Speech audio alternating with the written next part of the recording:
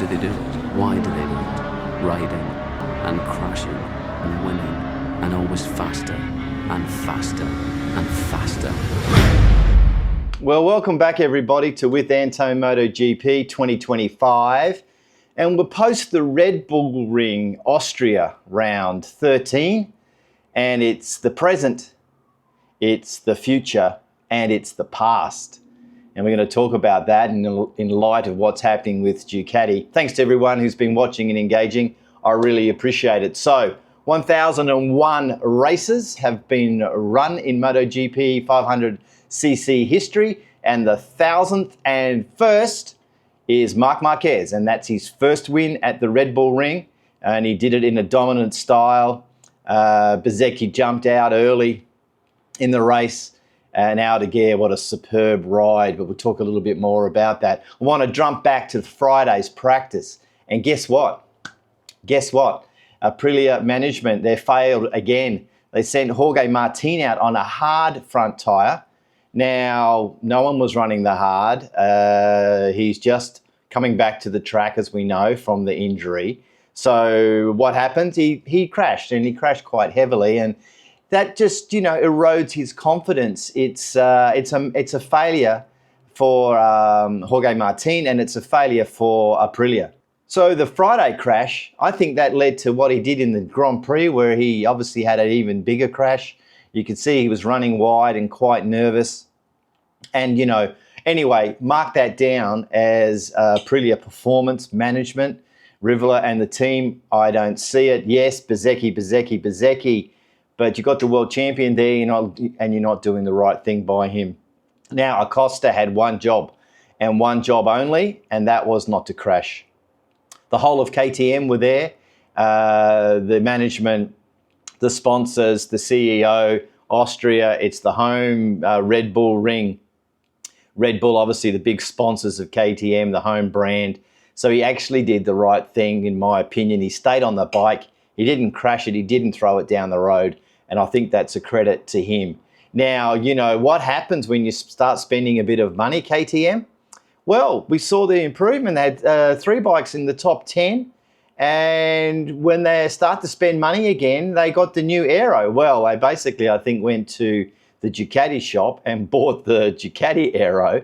But it just goes to show how little they were doing in the first half of the season. KTM management up in the air. We didn't know what was going on. Was the company making bikes? Were they going broke? It was that. So it's nice to see. It's nice to see that and a change in terms of what's going on. But we talked about at the start of this episode the present. Well, the present's Marc Marquez. The future, well, that's Aldeguer. What a great race on the old tyres. And what's the past?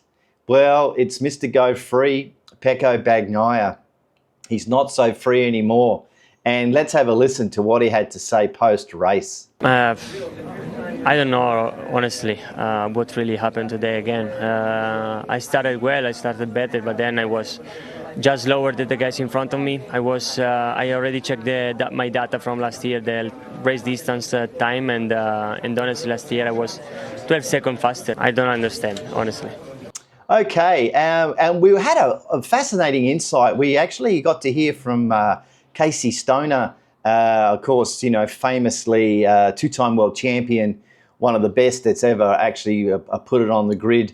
And he had a very interesting conversation. I think it was with TNT. It's clearly just a domination of Ducati and Marc Marquez. You can see it in his riding. He's not riding 10 tenths. And I actually think that's part of the secret. And it's because, let's say, the older guard, the older generation, still know what it's like to find grip, still know what it's like to ride ahead of the electronic. Was saying and articulating, which I thought was very well, that Marc Marquez, in terms of his ability is so high that it's ahead of the electronics. So I really enjoyed that interview.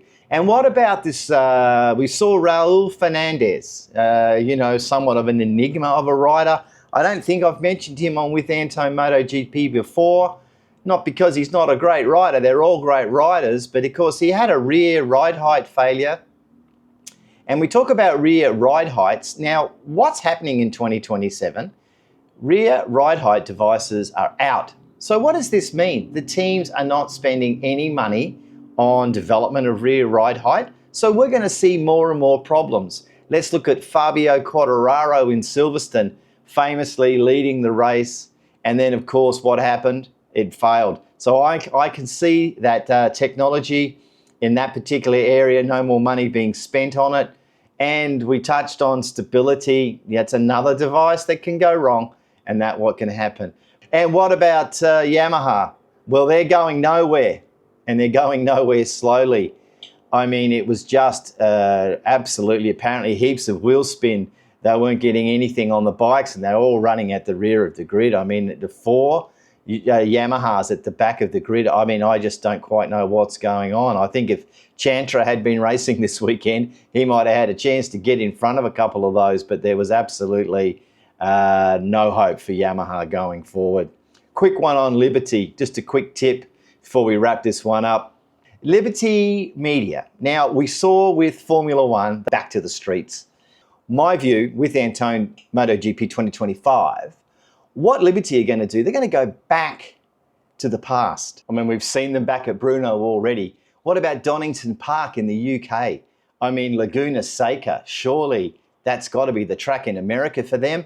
All they need is to somehow solve that land runoff area. Estoril, that might be another one that they might like to run to. Well, what about Istanbul? And of course, we've got India at the Buddha International Circuit, if they can solve the financial problems there. The Kazakhstan circuit.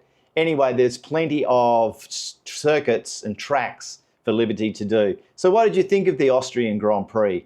We've got the present, Marc Marquez dominating.